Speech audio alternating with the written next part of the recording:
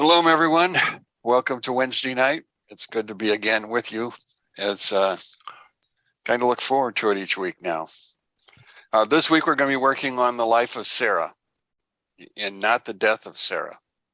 And I want to stress that all the way through because right now, one of my friends, his wife just passed away this week, and it brought a lot of things back to my memory and for my own family, but also to think about as I'm going through this lesson. Why don't you turn over to Genesis chapter 13? Let's look at the first couple of verses first and get a new understanding, hopefully. It begins, Sarah's lifetime was 100 years. Now, my Bible says years, but that is not the word. The word is shana, which is year. So Sarah's lifetime was 100 year, 20 year, and 7 years. The years of Sarah's life. So we have a breakdown of her life. And notice it does not speak to her death. It only speaks to her life. That's the key that I want you to hang on to. That's where I want you to start. Because Sarah's lifetime and then Sarah's life. So we're going to be talking about Sarah while she was here and Sarah through the tunnel into the world to come. That's what we're going to talk about. When we think of life and death anymore, if we use the standard model, we have to understand we die to move on into another world. But we have to understand death is a very small part because death only simply means it's a beginning of a transition. So we will move from one world to the other. That's what's actually going to go on. Now, there was something very specific about hers in the fact that they broke down the number of years. The first number they gave you was 100. The second number they gave you was 20. And then finally they gave you 7. Totally, she was here for 127 years. But then they began to look at that whole thing and they began to ask themselves the question, why is it broken down this way? Why is it only 100 year and 20 year? Why isn't it years? And so they began to look at the values of the numbers, and the values become very, very significant if you're thinking in mystical terms. First off, 100 is a perfect number. It's 10 times 10. 10 in Hebrew is the understanding of the Sephiroth, the human being. So she was a perfect human being as they would go about looking at her. When they talk about 20, they're now talking about something else. I got to go back a second. The number 100 equals 10 times 10, which is the 10 Sephiroth. And each Sephiroth within it, in the first 3 Sephiroths, have all 10 within it. In other words, it's a complete collection. And so Sarah was complete. Now with 20, we're talking about the brain. We're talking about the right side and the left side. Each one has 10 Sephiroth. So therefore, we're looking at a mental image. Sarah mentally was extremely talented. In fact, we understand that Sarah was the most gifted of the prophetesses. She held the most significance of all of them. In fact, Abraham was told by God to listen to Sarah. So she held a great deal of understanding and wisdom that the others did not have. Now, the final 7 is the 7 Sephiroth that are left. That's our emotions and that's our behaviors. That's what's dealing with those things.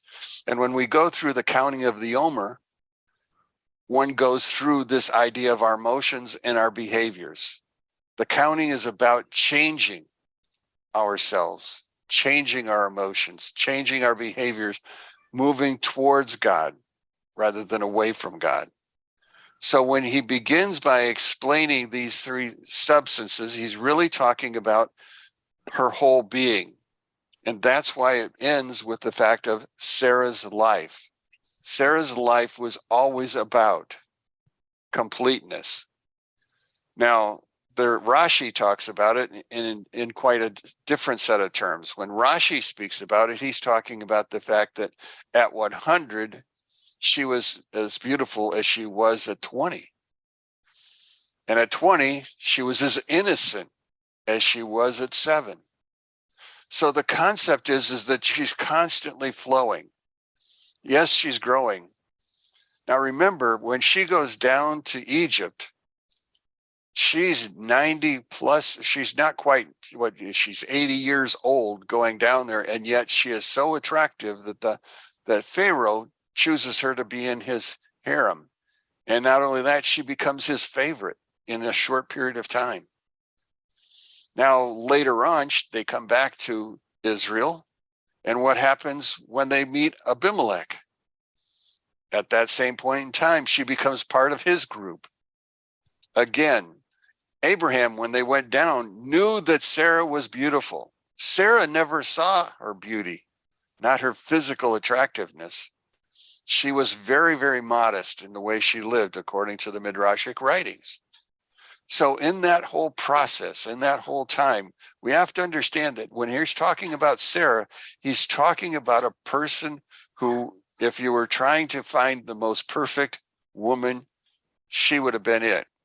In fact, Solomon, when he's creating his last book or last chapter in Proverbs, the valiant woman describes Sarah. That's his model. So we have a picture of her. And as in our picture, death is never mentioned. And the reason it's never mentioned is because she moves from life to life. Now look at the second verse for a second. Now here it says Sarah died in Kiryat Arba. Now we don't normally think of Kiryat Arba because we know the place as Hebron. But in the days in which Sarah lived there, the place was called Kiryat Arba, and the place was called Mamre. Those were the two names that were associated with this. Now, Kiryat speaks of a city. Arba speaks of 4. So it's a city of 4. And as the Jewish people understand, what they're talking about is the 4 compartments in which the patriarchs will be placed.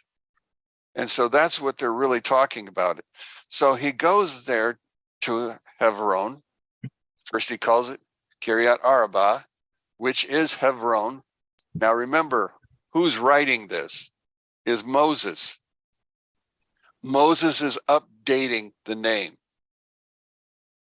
The name Hebron becomes such when the Canaanites, the tribe from Ham, will overtake the land of Israel.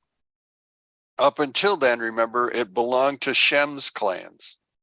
And as they lose territory, the names were changed because of the change in language. So it begins at Kiryat Arba, and then it goes to Hebron. Mamre, we saw actually in the 18th chapter of the book of Genesis when Abraham was on the 3rd day suffering from his circumcision when the 3 angels approached. That was Mamre. So as we're going through this whole process, we understand then we start at Mamre originally, then it's Kiryat Arba. And by the way, Kiryat Arba is still there. Kiryat Arba is the Jewish quarter in the city of Hebron. Remember, the Palestinians technically run the West Bank, and Hebron is in that West Bank. And so as we go through our story then, Kiryat Arba still exists. In fact, 3 days ago, I wrote the article down, and I think I saved it for those who collect it. Where is it? Oh, I can't find it. I'm sure I'll run across it as I go through. But anyway, oh, here it is. The shooter entered Givat Havot, which is a Jewish neighborhood. So within the section that belongs to the Jewish people living in Hebron, there's this section called Givat Havot. Now, the Jewish neighborhood in Hebron is under constant guard by Israeli troops to avoid things like this. So he enters the area at Kiryat Arba, which is the Jewish quarter, carrying an M16 rifle. He's a 49-year-old Israeli man, Ron Hanani, was walking back to his car with his son, who was 19 years old, holding their grocery bags, and they had just gotten from the local grocery store, which was close to the Ashmaret checkpoint. Ashmaret is the checkpoint that's closest to Jerusalem. That's the northwest gate. So anyway, that's where they're at. Now, Hanas began to unload the groceries. The gunman who was hiding to the left of their vehicle opened fire and fatally shot Renaud in the head and his Daniel in the hand. Then the attacker flees. Well, Daniel waited for about 15 minutes for emergency services to come and then headed back to the store until the security forces arrived on the scene with the paramedics. He returned to the grocery store because he believed that the grocery store was under fire. And so that's where he was headed. Now, as he exited the store, the shooter reappears and begins shooting at the people outside the store. A Magen David Odom, which is a paramedic back there, was seriously injured along with the Palestinian bystander. The security guard rammed into the attacker with a car, and the shooter was then killed by the off-duty officer. Now, the whole story goes back to the fact that the man who did this attack was actually a school teacher in Hebron. He was in the Palestinian section, and he had ties, evidently, to Hamas. And remember, the word Hamas in Hebrew means violence. So our story goes on to talk about some of these things. I want you to look at the very first word in Hebrew in our verse. It's a vav, a yud, a hey, a yud, and a vav. That's the first word that's located there. Vahayiyu. Now, vahayiyu is not significant, except it's a way of introducing something. And in this particular case, it's introducing and was Sarah.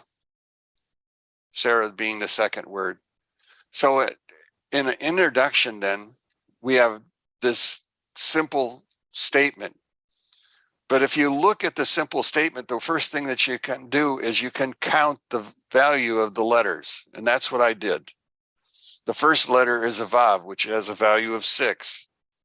Hey has a value of 10. Or yud has a value of 10. Hey has a value of 5. Yud has a value of 10. Vav at the end has a value of 6. Total 37. Now, what's the function of this word? Again, commentators begin to look at the word and they begin to try to understand why is it here? What's its importance? If it's just there for and, that would be one thing. And was doesn't make sense by itself. And so they counted the value and it was 37. Now, 37 doesn't mean much to us, but 37 is the actual age at which Isaac was to be sacrificed, offered on the altar. 37. Now, if we take a look at the 37, the question then becomes, why is 37 attached to the fact of Sarah's lifetime? Because it speaks to the fact that Sarah's life really began 37 years earlier with her first child. That was the beginning of Sarah. Now, she would have lived all those years, 90 years before that, but in her mind, those were the most important years. And remember Jacob, when he went down to Egypt and was reunited with his son, those were the 17 happiest years of Jacob's life. So family was very important, which tells us something else about what happened. If we go down and continue the story, in verse 2, again, Sarah died at Kiryat Arba, which is Hebron, in the land of Canaan. So the land was now shifting from Seth's family to Ham's family. And Abraham came, notice the order. He came to eulogize Sarah and then to bewail her. Normally, when you get the news of a death, what's the first thing that you usually do?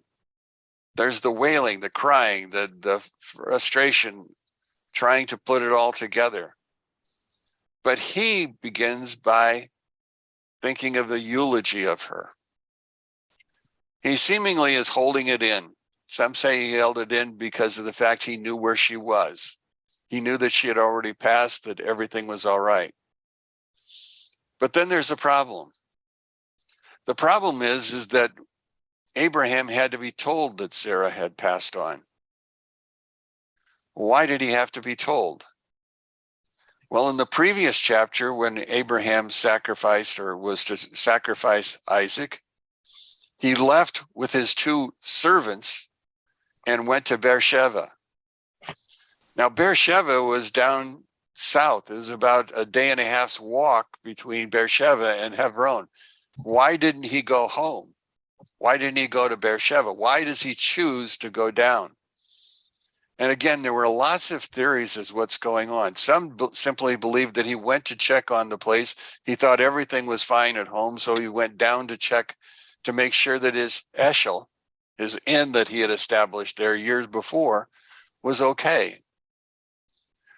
I found it fascinating when I was doing my research that Aden Steinsaltz, the guy who created the latest version of the Talmud, believed that Abraham and Sarah were separated and that he went to the second dwelling. He went to the vacation home and not else.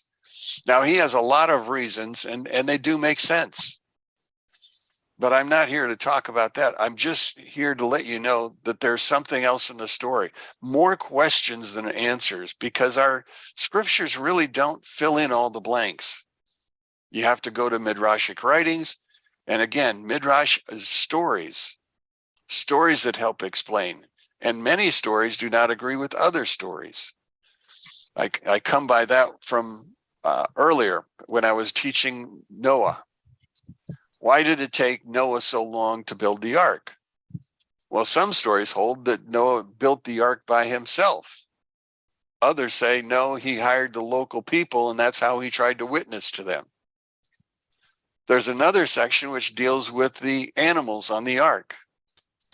Several of the stories say that Noah was responsible solely for feeding all the animals. Other story says, no, the feeding was done by the whole family. Again, stories are there to help fill in blanks, but they're not always accurate. But they give us a better sense of how the story plays out. Now, as we're looking at this particular story, then what we have to understand is that as we're going through, Sarah is perfect. And so in this perfection, something has happened where Abraham does not go home right away. That's the only thing we can come to understand for sure. Once he arrives, his first action is to eulogize her. His second action is to weep over her. But even in weeping, I want you to go again back to the story. And if you look at that second verse again, it says that Abraham came to eulogize her. And then the word my Bible uses is the word bewail. Well, the Hebrew doesn't match that. The Hebrew is to cry or to weep, a more subtle and a more silent tone. And if you were to go to look at, if you had an art scroll, and I'm sure whatever Bible you're using, if you go to the word for to cry or bewail, which is a vav, a lamed, a bet, a kaf, a tav, and a hey, which is followed by a colon, meaning that's the end of the sentence, you'll see that the fourth letter, the kaf, which looks like a C that's backwards, is small. Mhm. The understanding is the fact that it's small is because of his weeping was small, most negligible. You know, some people can go through a trial and weeping is not something that they do. They just simply go through the trial. Well, here he does weep so that people understand that he is mourning his wife, but it is not loud. It's not boisterous. He's not attempting to overshadow what's gone on. He just simply does. Now, in the process of just simply does, we have to understand that there's this process that's actually going to go on.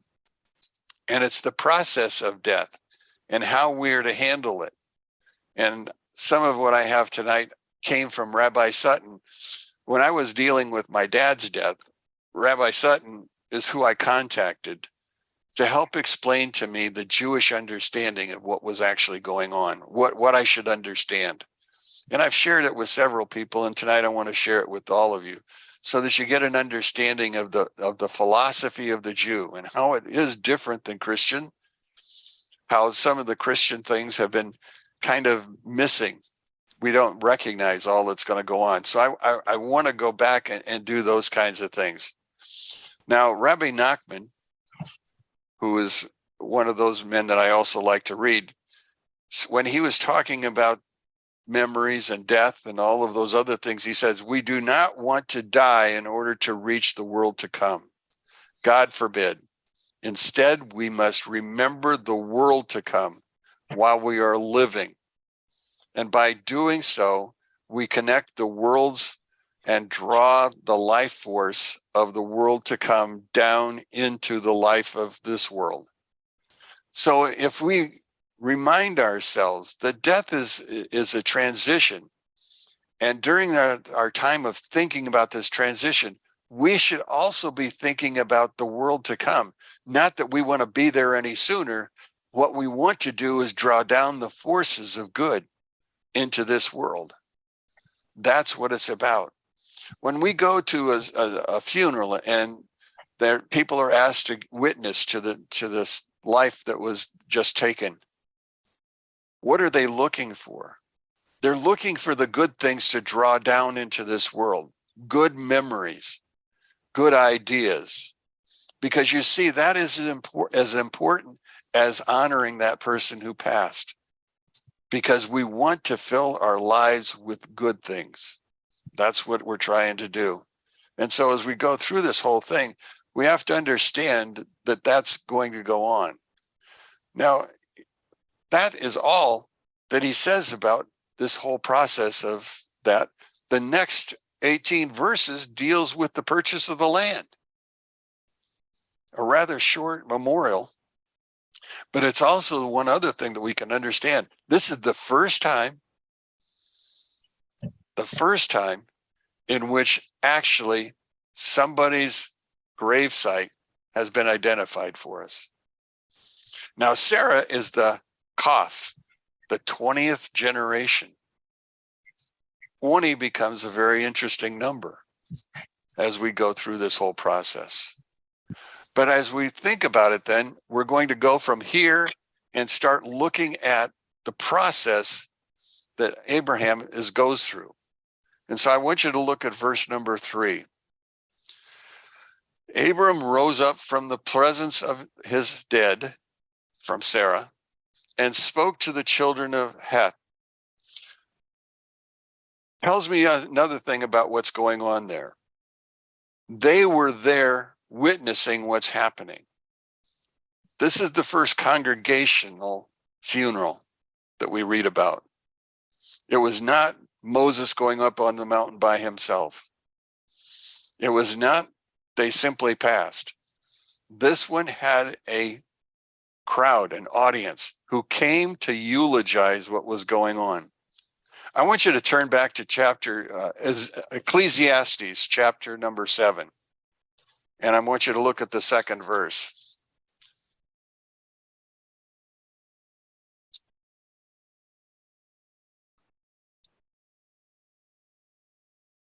Somebody stole it from my Bible.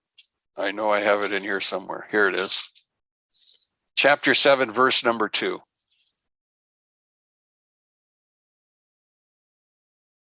Are you with me? It is better to go to the house of mourning than to the house of feasting. In other words, if you had a chance to go to a funeral or to a wedding, which one should you choose? The answer is, according to Solomon, for that is the end of all man, and the living should take it to heart. To go to a funeral, first off, is a mitzvah. When we go to a funeral, we go there to honor another person who cannot repay what we're about to do. He simply or she simply has passed on. We are there to honor them. And at the same time as we're sitting there, oftentimes what happens to us, we begin to reflect on what's going on and what's happened. And we sometimes will even choose to make our lives better. We will say we will do this. We affirm what's actually happening. Now at a funeral, at a wedding, you memorialize them, yes, but you're joyous for them. It really is a separate idea.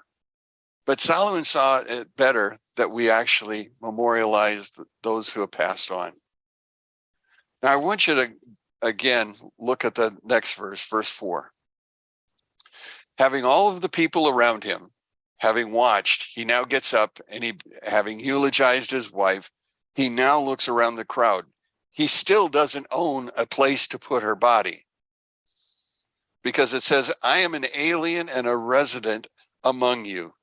Grant me an estate for the burial site with you, that I may bury my dead from before me. Now the children of Heth answered Abraham, saying to him, hear us, my Lord.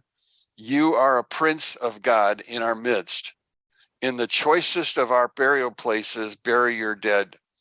Any of us will not withhold his burial place from you, from burying your dead.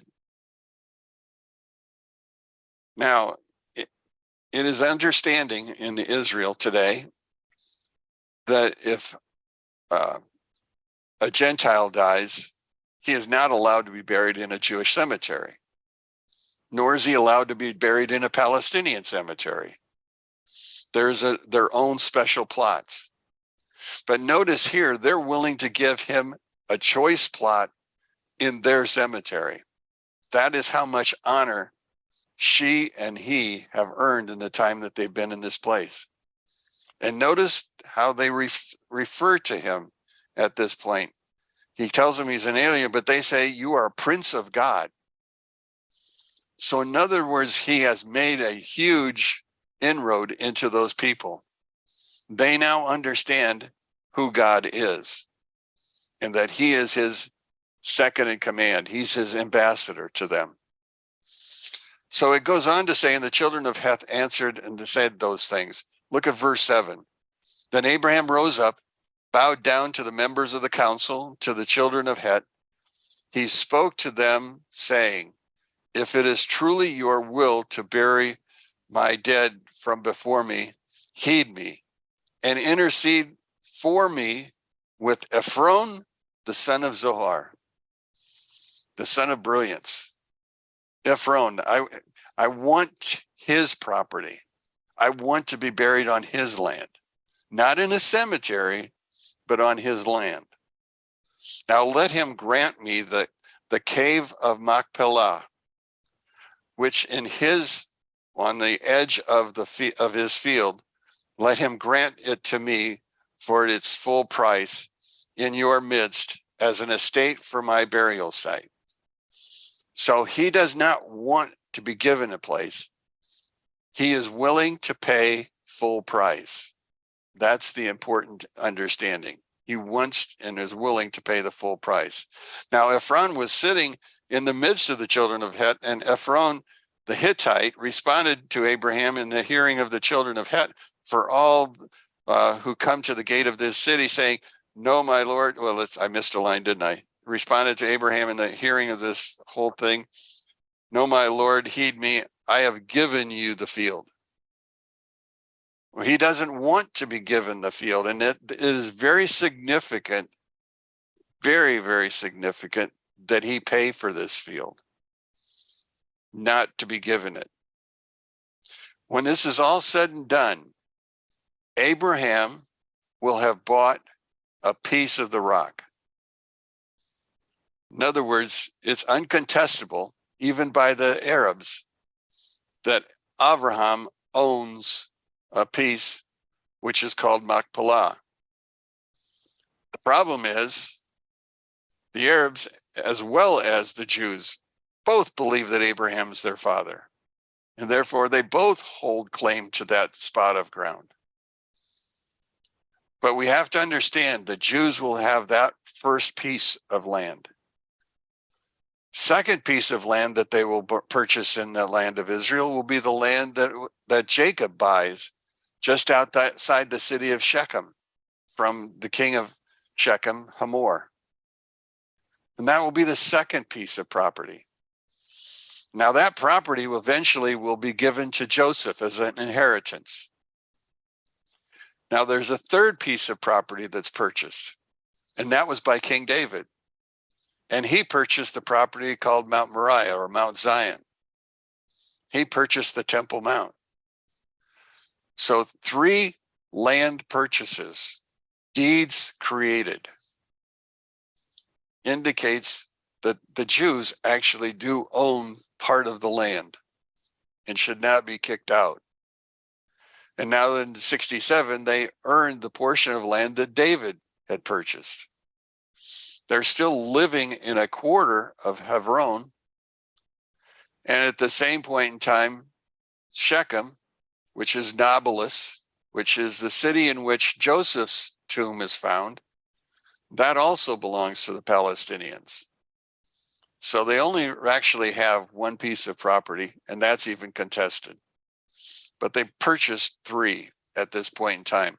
So they have laid a perfect claim to the land. And that's why Abraham wanted to make sure that he paid for it.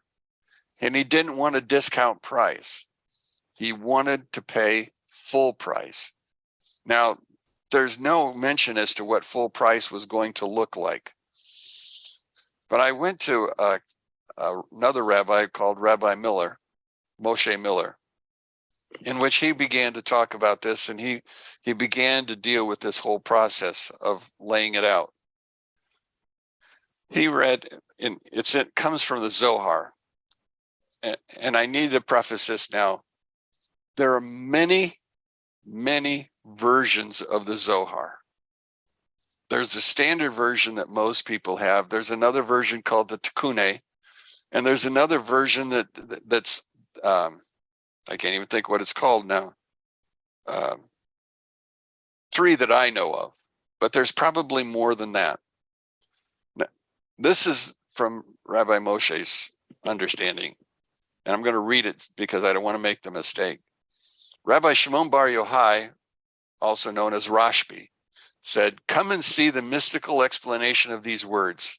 Why does the verse use the word year in the singular form after 100 and again after 20, but shni, years, in the plural for 7? And then he begins to list out the same things I've talked to you about. Now, as we go through this whole understanding, there's another important thing to know. The Torah recounts Ephraim, Manasseh, or Abraham's sale in great detail, including the price purchase of 400 kesef, 400 silver shekels. Now, shekels were a standard of money, but silver shekels, again, shekels is the idea of a weight. So a shekel has a weight. When you go and purchase silver coins these days, they tell you the weight of the coin in terms of the amount of silver that's in it. Well, Abraham was so wealthy that he actually created his own currency. He created his own shekel based on weight. And so he paid 400 silver shekels to Ephron. Oh, by the way, the name Ephron has a numeric value of 400.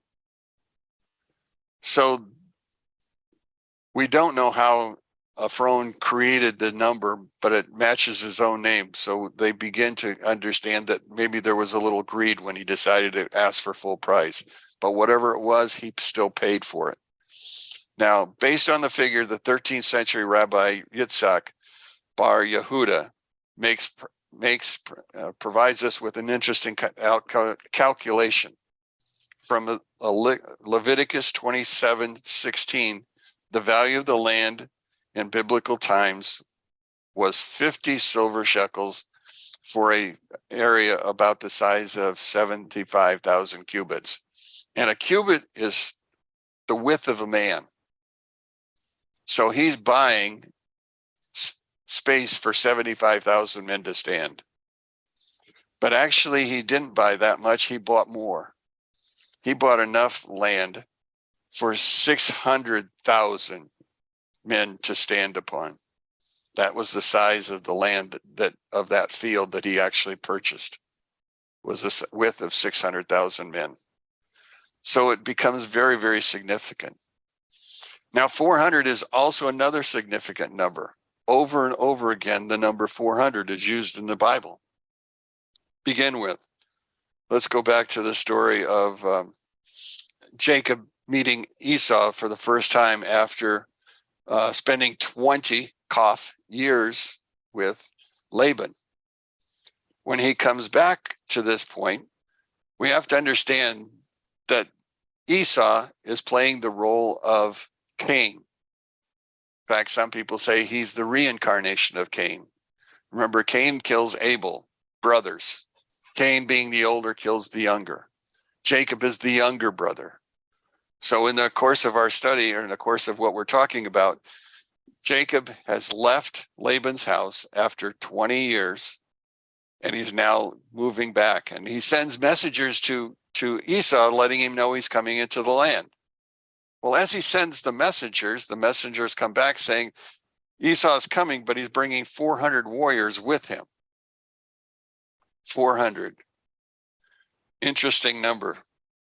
Now, when it's all said and done, the question then becomes, well, who are the 400? Again, if you were talking in a mystical language, you'd say the 400 were actually 400 sparks from years ago. 400 souls that have now since passed away and have still needing to reach fullness.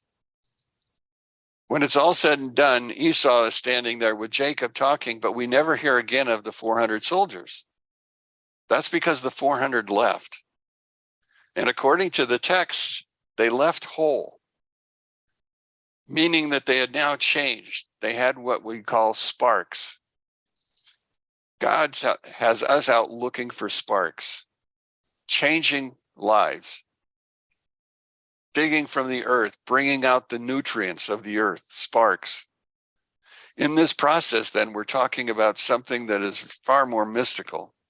But the idea is Cain meets Abel, and they now come to an agreement. Instead of a rock on the head, there's a hug and a crying, a tears on the shoulders. 400 is also the value of the last letter of the Hebrew alphabet, Tav. So it speaks to the end of what's going on. Now, I keep using the word 20. One of the things that I understand about 20 is that if you multiply 20 times 20, you get 400. And so there seems to be a relationship between 20 and 400. And the Kaf, I don't know how many of you are that familiar with your alphabet, but if you were to take and put your alphabet on a line, the 11th letter in the alphabet is a Kaf. The 22nd letter in the alphabet is a Tav. Now, normally they split the alphabet, the first 11 on the first line, the second 11 on the second line. They're opposite one another. There's a companionship between the two numbers. And there's a lot of writing. Rabbi Ginsburg has a book dealing with the Hebrew alphabet and the numeric value. And so he begins to talk about the fact that this is about the 20 that we're talking about, the 20 years that Jacob spent in Laban's house, 20 squared, 20 times 20, refers to the squaring refers to Rachel and Leah, each one equaling 20. And so he spends 20 years serving for the two women that he comes up with. Let's go on. So in verse number 9, he says, let him grant me the cave of Machpelah, which is on the edge of the fields. And he goes through the whole idea of what's there. Now, Kiryat Arba, remember, is the city of four. Machpelah was not the field, but was the cave. That was the significance. And the significance of Machpelah is the significance of four holes, four caves, actually two caves, one above and one below. The one above will be where Abraham, Sarah, and the first people that were found in that cave, and that's Adam and Hava. If we go back to this story, Genesis chapter 18, Abraham has spent 3 days suffering through circumcision. Now, this is the hottest day of the year, and all of a sudden, 3 men approach him. Now, he doesn't recognize who the 3 men are, but he assumes that they are men. And so he has the tent of hospitality because he doesn't close any walls on his tent. And at the same point in time, he doesn't close the walls. He tells Sarah, I want you to begin to bake bread and all of the foods necessary, and I'll go get the calves. And he decided he needed 3 calves in order to satisfy the meal that day. Well, in going out to the field, 2 of them came easily, but the 3rd one ran off. Now remember, Abraham's tent is at Mamre. It's right there near the cave of Machpelah. And the calf runs into the cave, and that for the first time, Abraham sees 2 people laying there with candle lights around them. And that was Adam and Hava. And so he talks with them for a while, and there's a whole lot of stories that go with that, but we're running out of time, so I'm going to keep going. So in the sense of the story, this is the cave that he now decides is where he wants to bury his wife. And so that is why he begs Ephron for that particular spot. And that's why he wants to pay full price. Later, it will also be occupied by his son, Isaac, and his wife, Rebekah.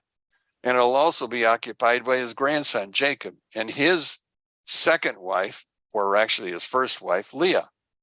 And so all 8 will be found in that cave. Now, there's been a couple of stories of people trying to get into that cave underneath the Machpelah monument to look at the bodies and there to find out who is really buried in Grant's tomb, who is really buried there. Now, so far, they've been foiled. But the question is, how will they know whose body is there? One body will be very different from the other 7. That body will be Joseph, or not Joseph, will be Jacob. Because you remember in chapter 50 of Genesis, he was embalmed. He was not treated in the way that the others were. And so therefore, when you find his body, you will find a petrified body as opposed to one that is turned to dust and ashes. So that's what's going on. But they're not able to get into the cave, and the Jews are not pressing for that either. Well, anyway, let's go on. So in let's pick it up in 11. No, my Lord, heed me. I have given you the field as it is. And he says, I've given you the field. Continue on by verse 13. He spoke to Ephron in the hearing of the members of the council, saying, rather, if only you would heed me, give me the price of the field, accept it from me, and that I may bury my dead there.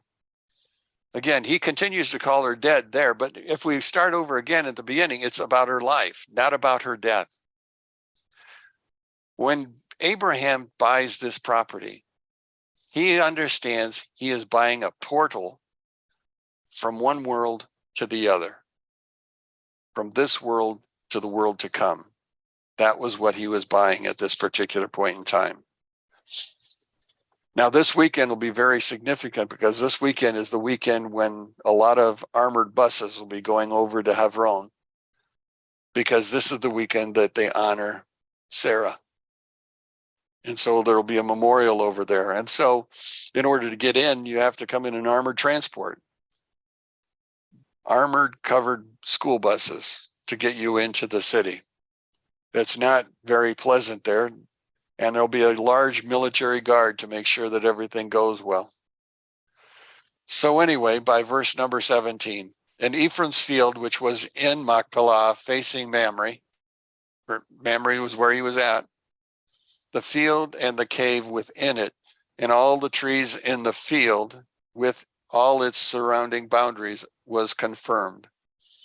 As Abraham, as a purchase of the view of the children of Het among all who came to the city gate. And afterwards, Abraham buried Sarah, his wife, in the cave of the field of Machpelah, facing Mamre, which is Hebron, and in the land of Canaan. And thus the field with the cave that was in it was confirmed as Abraham's, as an estate and a burial site at that point in time from the children of Het. So it's been attested that Abraham owns this particular field. It's quarter of, I don't want to go any farther. Anybody have any thoughts, questions, things that you've learned? Oh, wait a second, I do have something else. I want to give you Rabbi Sutton's advice to me in understanding. Rabbi Sutton wrote to me, and in his writing, he makes these several points. Among the volumes of things that he shared, I wanted to pass on one. A true Jew mourns the deceased while continuing to affirm the continuing course of their own life. Because your spouse passes away does not mean that that's the end for you. 2, the Jewish funeral follows the normal Kiddush, and you can look that up and see how that process of mourning works. 3, show profound respect for the body. 4, they understand its necessity and understand how the body enables the soul to accomplish actions and the goals during its person's life. 5, they should never allow themselves to imagine that the body is actually the person that they're mourning. We do not mourn the body. We mourn the soul. Now he goes on and gives us some more details. He says, as you're going through this, giving charity in the name of that person is a good deed. That's a mitzvah. Studying the Torah in the name of that individual is a good deed. Recite the half Torah in the merit of the one who has just passed on. Sharing with the community a portion of the Mishnah. The letters that can be arranged to show the word neshama is always important. I also want to suggest to you, when you're going through this, it is understood that if you go to chapter 119 in the book of Psalms, if you know the name of your person in Hebrew, you may go to those 8 stanzas for each letter. And as you go through them, you will find your missing person. Next, it says, light a candle during the Sheva, during the memorial time. And also, again, on the anniversary of their passing. Build a mausoleum or a house to place this body in. Placing a headstone over the gravesite to create a seat for that mafkim, the transcendent soul of the body, is important. And finally, for those who don't attend a funeral but want to show their grief, and they may even attend the funeral, they may choose to place a stone upon the headstone to show respect regarding the individual. I don't know how many of you ever watched Schindler's List, and at the end of Schindler's List, they're at the cemetery outside of Jerusalem, and you look at the stones and you find the headstones, and you will find little stones on top of it. That's to mark it. Now, the concept comes from the word for stone in Hebrew, which is even. Now, even can actually be an acronym. So we have the letters Aleph, Bet, and then the final one is Nun. So you can actually say that it could be an Ava or Abba ben Neked, father, son, grandson, or grandfather, I should say. And the other one is that if it's a female, you have Ima Bat Nevadat, which is a mother, daughter, and a grandmother. So the stone itself is just a marker to show your relationship with the person and to show respect and honor. I'm finding more and more often different shows that we're watching on TV, stones on top of headstones, which does nothing more than reminds me of the story of Sarah. But I thought I'd want to share that with you. And with the time left, if you have any questions, why don't you start firing away? Or if you have a thought, I appreciate thoughts too. So go for it.